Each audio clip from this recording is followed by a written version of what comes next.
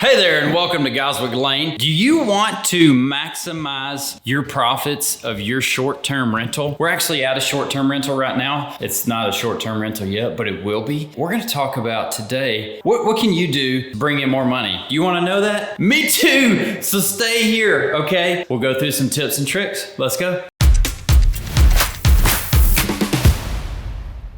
So the first thing to understand is what you're giving and getting with short-term rentals and how that applies to making money. Anytime that you trade something for money, you are trading.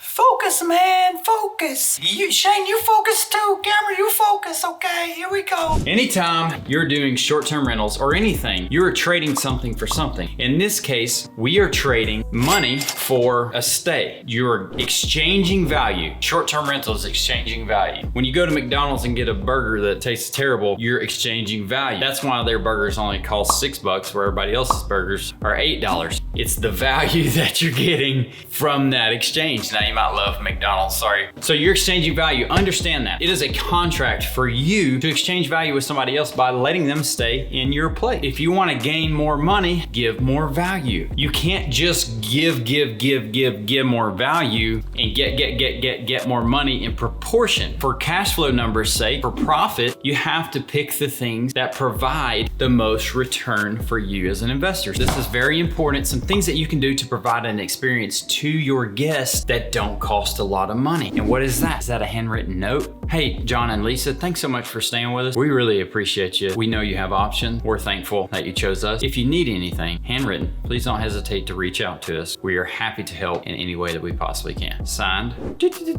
your name, handwritten note. That goes a long way. And if you have the time, but think about also like, can you make that into a process? Could you take that note card, download your handwriting online, print those note cards out handwriting so that it look like your handwriting so that you don't have to handwrite every one. If you're just doing 1 or 2 properties, it wouldn't be that hard to do these things. But if you're thinking about scaling and providing an experience to 6, 8, 10, 20 properties, you're gonna have to figure out how to systematize these things so you don't go crazy. Can you leave gift baskets? Experience. What amenities can you provide? Do you provide shampoo? Do you provide shampoo? I don't either. We provide shampoo. Do you provide conditioner? Do you have a little toothbrush for them? Do you have coffee and tea there for them? Are those things that are really gonna move the needle? And what we're trying to do is to maximize, okay? So where is that line of the things we provide? What does that cost us per guest? And what can we raise our rates to? Because it's not immediately reflective, I promise you. And what I mean by that is if I leave 8 coffee pods instead of 6, does that mean that I can get another $5 per night? It's hard to tell. It really is. And you got to do these things for a period of time. The main thing you're looking for is 5-star reviews, because the more 5-star reviews you get and the more you stay booked, Airbnb's algorithm will say, this is the best place that you can stay. And then you got to stay up there so that you can start inching your rates up. And to get up there and stay up there, you're gonna have to provide some of those extra amenities or be the absolute cheapest in your area and you'll get booked and you'll stay up there. But still, some people, if you're the cheapest, it means that you're not gonna be able to offer some of those extra things. So some people are still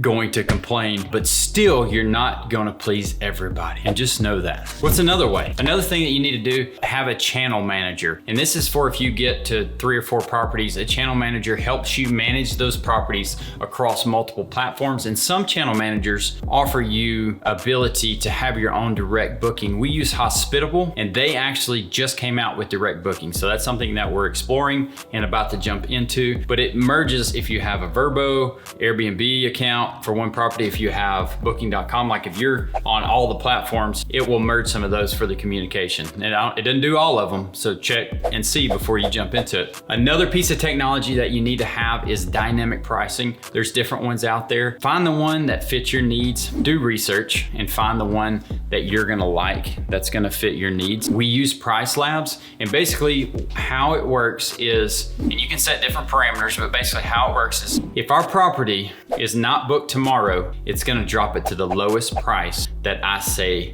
it can drop it. If somebody books 6 months out, it's gonna be probably the highest price that Price Lab says the market's at, or the highest price that I say don't go over this. So it's maximizing your revenue and trying to also maximize your occupancy, which is very important. Lastly, the most simple and the hardest thing to get right, and the thing that will get you the bad reviews the quickest, but will not get you any kind of praise typically, is cleaning. This is the hardest part, the hardest dynamic of short-term rentals is cleaning. Now, let me say this. If you only have 1 or 2 properties, or possibly 3, depends on how involved. Do you want this to be your job? If you do, that's fine. You could probably do 3 or 4 by yourself, depending on check-ins and check-outs, how close they are, all those things. And you, as the owner, are gonna go in there and make sure that this thing is to a T. You want your guests to have an amazing experience and not worry about the sheets being dirty. You're gonna do an amazing job.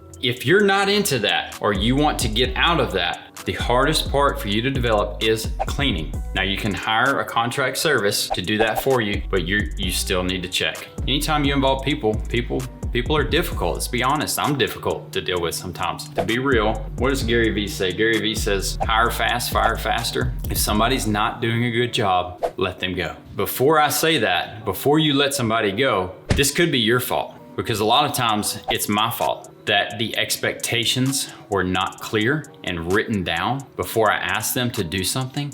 That's my fault. And then that way you can say, this is what we expect. This wasn't done. Let's move forward. Hire fast, fire fast. Hey, we really appreciate you being here. We're really thankful that you're watching, listening to this channel. And if you're getting value from this content, hit the buttons at the bottom. We'll be back tomorrow with more of it. Throw your thumbs up if you got them. Remember, love God, love others, and let your work reflect that. We'll catch you on the next one.